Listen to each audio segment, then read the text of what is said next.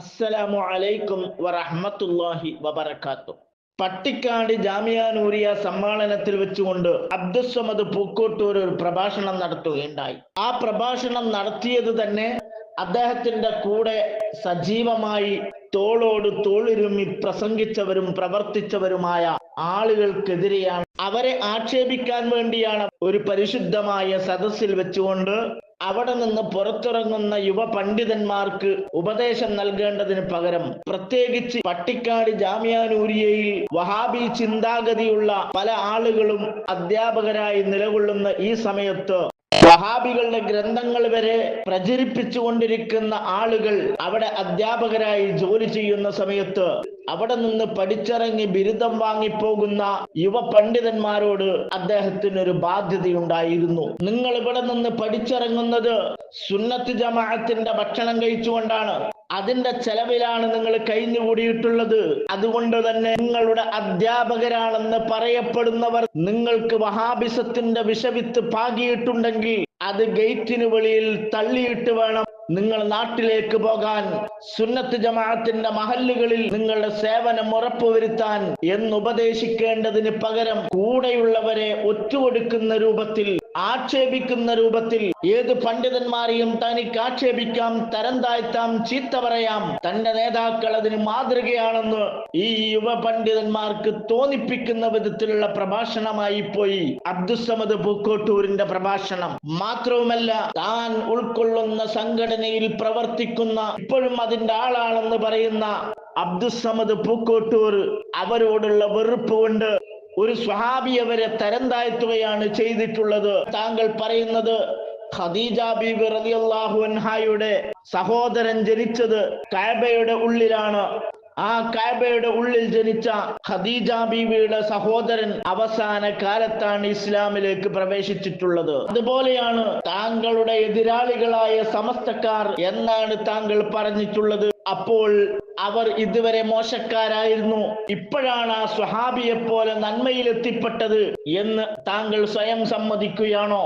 അതല്ല, ഒരു വിഭാഗത്തോടുള്ള വെറുപ്പ് കൊണ്ട് സ്വഹാബിയെ വരെ തരം താഴ്ത്താനുള്ള ശ്രമം നടത്തിയത് തീരെ ഉൾക്കൊള്ളാൻ സാധിക്കുകയില്ല എന്ന് അബ്ദുസ്സമദ് പൂക്കോട്ടൂരിനെ ഓർമ്മപ്പെടുത്തുകയാണ്.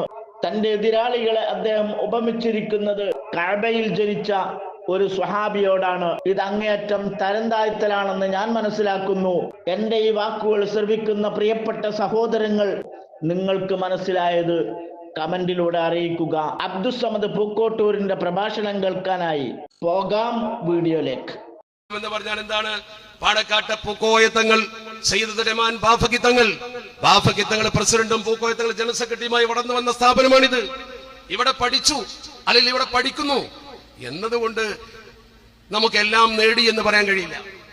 പഠിച്ച സ്ഥാപനം മഹത്വമായതുകൊണ്ട് പഠിച്ചവരെല്ലാവരും മഹത്വവൽക്കരിക്കപ്പെട്ടു എന്ന് വരില്ല. അത് മനസ്സിലാക്കണം. അതുകൊണ്ട് നമ്മൾ ഓരോരുത്തരും സ്ഥാപനത്തിന്റെ പ്രാതിനിധ്യം ഉൾക്കൊള്ളുമ്പോഴേ നമുക്ക് അള്ളാഹു ആ ഭാഗ്യം നൽകി എന്ന് പറയാൻ പറ്റൂ. ഞാനിത് പറയുന്നത് ചരിത്രത്തിന്റെ ആഴങ്ങൾ പരിശോധിച്ചാൽ നമുക്ക് കാണുവാൻ കഴിയും. ഖുറൈശി ഗോത്രത്തിൽ ഏറ്റവും പ്രഗത്ഭനായിരുന്നു, ഏറ്റവും പ്രതിഭാസമ്പന്നനായിരുന്നു ഹക്കീം ഇബ്നു ഹിസാം എന്ന് പറയുന്ന ചെറുപ്പക്കാരൻ. ഈ ഹക്കീം ഇബ്നു ഹിസാം എവിടെ ജനിച്ചത്? ഹക്കീം ഇബ്നു ഹിസാം ജനിച്ചത് എവിടെയാ? ഒരൊറ്റ മനുഷ്യൻ മാത്രമേ പരിശുദ്ധ കഅബയുടെ ഉള്ളിൽ ജനിച്ചിട്ടുള്ളൂ. കഅബത്തിന്റെ ഉള്ളിൽ ഒരു മനുഷ്യൻ മാത്രമേ പറഞ്ഞിട്ടുള്ളൂ, അന്നഹുൽ മൗലൂദുൽ വഹീദുല്ലദീ വുലിദ ദാഖിലൽ കഅബത്തിൽ മുഅല്ലമ. അതാണ് അദ്ദേഹത്തെ കുറിച്ച് ചരിത്രം പറഞ്ഞ വാചകം. അതാണ് അന്നഹുൽ മൗലൂദുൽ വഹീദുല്ലദീ വുലിദ ദാഖിലൽ കഅബത്തിൽ മുശറഫ. പരിശുദ്ധ കഅബന്റെ ഉള്ളിൽ ജനിച്ച ഏക കുട്ടി ഇയാളേ ഉള്ളൂ. പരിശുദ്ധ കഅബന്റെ ഉള്ളിലാണ് ജനിച്ചത്. കഅബത്തിന്റെ ഉള്ളിൽ പിറന്നു വീണു. എന്താ സാഹചര്യം? ചരിത്രം പറയുന്നുണ്ട്, അദ്ദേഹത്തിന്റെ ഉമ്മ പൂർണ്ണ ഗർഭിണിയായിരിക്കുന്ന സമയത്ത് ഒരു വിശേഷ ദിവസത്തിൽ കഅബ തുറന്നു. കഅബ തുറന്നപ്പോൾ കഅബക്കകത്ത് കയറി പെട്ടെന്ന് പ്രസവവേദന വന്നു. ഒരു മുണ്ട് വിരിച്ചു, അവിടെ പ്രസവിച്ചു. ഈ ഒരു കുട്ടി മാത്രമേ കഅബയിൽ ജനിച്ചിട്ടുള്ളൂ. ആരാണ് ആ കുട്ടി? ഹിശാമിന്റെ മകനാണ്. ഹിശാം ആരാണ്? ഖദീജ ബീവി റളിയല്ലാഹു തആല അൻഹയുടെ നബി തങ്ങളുടെ പ്രിയപ്പെട്ട പത്നിയുടെ ആങ്ങള ഖുവൈലിദിന്റെ മകൻ, ഖുവൈലിദിന്റെ മകൾ ഖദീജ ബീവിയുടെ ആങ്ങള. ആ ആങ്ങളുടെ കുട്ടിയാണ് ഈ പറഞ്ഞ ഹിസാം, ഹക്കീം ഇബ്നു ഹിസാം. നോക്ക് നിങ്ങൾ, ആ കുട്ടി അവിടെ നോക്കണം. അവിടെ നമ്മൾ മനസ്സിലാക്കേണ്ട ഏറ്റവും പ്രധാനപ്പെട്ട കാര്യം, നബി സല്ലല്ലാഹു അലൈഹി വസല്ലമ തങ്ങളെക്കാൾ 5 വയസ്സ് പ്രായമുണ്ടായിരുന്നു ഈ ചെറുപ്പക്കാരന്. നബി തങ്ങളെക്കാൾ 5 വയസ്സ് പ്രായം. നബിതങ്ങളുമായി നല്ല ബന്ധം. അങ്ങനെ നബിതങ്ങളുമായി ബന്ധപ്പെട്ട് ജീവിച്ച് വളർന്ന് അദ്ദേഹം ഇസ്ലാമിലേക്ക് വന്നതെപ്പോഴാ? കഅബയിൽ ജനിച്ചിട്ടും ഇസ്ലാമിലേക്ക് വന്നതെപ്പോഴാ? മക്ക ഫതഹിന്റെ അന്ന്. നബി സല്ലല്ലാഹു അലൈഹി വസല്ലം സന്ദർഭത്തിൽ എന്ന് പറഞ്ഞാൽ പരിശുദ്ധമായ നുബുവത്ത് കിട്ടി നബി തങ്ങൾ പ്രബോധനം നടത്തി 21 കൊല്ലം കഴിഞ്ഞിട്ട്. അതിന്റെ മുമ്പ് ഇസ്ലാമിക സമൂഹത്തിന്റെ ചരിത്രങ്ങളൊക്കെ കടന്നുപോയി. ബദർ നടന്നു, ഉഹദ് നടന്നു, ഖന്തക്ക് നടന്നു, യുദ്ധങ്ങൾ നടന്നു. അദ്ദേഹം ഇസ്ലാമിൽ ആദ്യ വ്യക്തിയാവേണ്ടതാ. ഒരു ദിവസം ഈ ഹക്കീം ഇബ്നു ഹിസാം എന്ന് പറയുന്ന ചെറുപ്പക്കാരൻ പ്രായമായപ്പോൾ അദ്ദേഹം കരയുന്നു. മകൻ ചെന്ന് ചോദിച്ചു, മാ യുബ്കീക യാ അബതാഹ്, എന്തിനാണ് നിങ്ങൾ കരയുന്നത്? അദ്ദേഹം പറഞ്ഞു, ഉമൂറുൻ കസീറത്തുൻ കുല്ലുഹാ അബ്കാനി യാ ബുനയ്യ, ഒരുപാട് കാര്യങ്ങൾ എന്നെ കരയിപ്പിക്കുന്നതായി എന്റെ ജീവിതത്തിൽ കടന്നു പോയിട്ടുണ്ട്.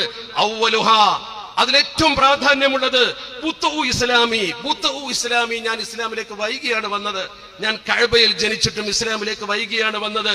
ബിമ്മാ ജഅലനി അസ്ബഖു ഇലാ മവാതിന കസീറത്തിൻ സ്വാലിഹത്തിൻ, ഒരുപാട് നല്ല കാര്യങ്ങളിൽ എനിക്ക് മുന്നേറാൻ അവസരമുണ്ടായി. അത് ഒരു സ്വഹാബിയുടെ കുറ്റമായിട്ടല്ല ഞാൻ പറയുന്നത്, ചരിത്രം അങ്ങനെയാണ്. ഞാൻ പറഞ്ഞു വന്നത്, ജാമ്യയിൽ പഠിച്ചു എന്ന് വിചാരിച്ച് രക്ഷപ്പെട്ടു എന്ന് കരുതണ്ട, അതിനൊക്കെ സമയമെടുക്കും ചിലപ്പോ.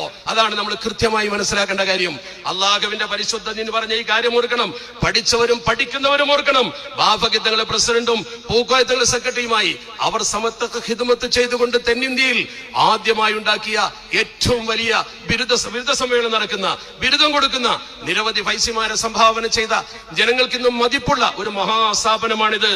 ആ പാണക്കാട് കുടുംബത്തിന്റെ മനസ്സ് വേദനിപ്പിക്കുന്ന തലത്തിൽ ഒരിക്കലും നമ്മൾ ഉണ്ടാകാൻ പാടില്ല. സമത്വ കേരള ജംഇയ്യത്തുൽ ഉലമയുടെ പേരിൽ ദുഷ്പ്രചരണം നടക്കുമ്പോ അതിനെ ചെറുക്കാൻ നമ്മൾ ഉണ്ടാകണം. നമ്മൾ എപ്പോഴും പറയാറുണ്ട്, സമത്വ കേരള ജംഇയ്യത്തുൽ ഉലമക്ക് മതിയായ നേതൃത്വമുണ്ട്, സയ്യിദുൽ ഉലമ അതിന്റെ നേതൃത്വം, അതുപോലെ തന്നെ തൊട്ടുപുറത്തെ പാണക്കാട് കുടുംബം, അതുപോലെ തന്നെ മുസ്ലിം സംഘശക്തി, ഇതൊക്കെ ഒരുമിച്ച് പോകണം. ഇവിടെ ഉസ്താദുമാർ പ്രസംഗിച്ചപ്പോൾ കേട്ടില്ലേ, ഈ ഉമ്മത്തിനെ ചേർത്ത് പിടിച്ച് ഒരുമിച്ച് നല്ലൊരു പൂങ്കാവനമാക്കി സമൂഹത്തിന് നല്ല സന്ദേശം കൊടുക്കുന്ന, കാലങ്ങളായി ഉമ്മത്തിന് സേവനം ചെയ്യുന്ന പണ്ഡിതന്മാരെ വാർത്തെടുക്കുന്ന ഒരു മഹനീയ സ്ഥാപനത്തിൽ നമ്മുടെ സുന്നി യുവജന സംഘത്തിന്റെ പ്രവർത്തകർ മനസ്സിലാക്കേണ്ടത്, അതേ പാത പിന്തുടർന്നുകൊണ്ട് അഹ്ലു സുന്നത്തി വൽ ജമാഅത്തിന്റെ ആദർശത്തിൽ അളവ് വ്യതിചലനം വരുത്താതെ അത് മുറുകെ പിടിച്ചുകൊണ്ട് തന്നെ സാമൂഹ്യ സേവനവും പണ്ഡിത സേവനവും അതുപോലെ തന്നെ ജീവകാരുണ്യ പ്രവർത്തനങ്ങളും ഒക്കെ നടത്താൻ കഴിയും. നാളെ തന്നെ ചരിത്രത്തിലെ ഏറ്റവും വലിയ ജീവകാരുണ്യ പ്രവർത്തനത്തിന് പാണക്കാട് പള്ളി സാക്ഷിയാവുകയാണ്. പാവപ്പെട്ട കുട്ടികളുടെ നിക്കാഹ് നിരവധി വർഷമായി നടക്കുന്നു. ഉമർ അലി ശാബ് ആണ്ടിൽ അദ്ദേഹം ഈ ക്യാമ്പസിൽ ഈ സമ്മേളനത്തിന് വേണ്ടി മേശക്കിൽ ഇരുന്നു കൊണ്ട് റെസീറ്റ് എഴുതി കൊടുക്കാൻ ഒരുപാട് സമയം ചെലവഴിക്കുന്നത് നമ്മളൊക്കെ കണ്ടതാ. ഈ സ്ഥാപനത്തിന് വേണ്ടി സമയം ചെലവഴിച്ചവർ, അവരുടെ വീട്ടിൽ ഒരുപാട് ആളുകൾ വരുമെങ്കിലും ഈ ദിനങ്ങളിൽ അവർ ഇവിടെയായിരിക്കും. ഇപ്പോഴും ഈ വേദിയിൽ അവിടുത്തെ ഒരു സാന്നിധ്യമുണ്ട്. ആ രീതിയിൽ സമസ്തക്കൊപ്പം എന്നും നിന്നുകൊണ്ട്, സമത്വക്ക് നേതൃത്വം കൊടുത്തുകൊണ്ട്, അതിന്റെ ഉപസംഘടനകളെ നേതൃമഹിമ കൊണ്ട് ധന്യമാക്കിക്കൊണ്ട് മുന്നോട്ട് പോയ ആ സാന്നിധ്യം കേരളീയ മുസ്ലിം ഉമ്മത്തിന് വലിയ തണലാണ്.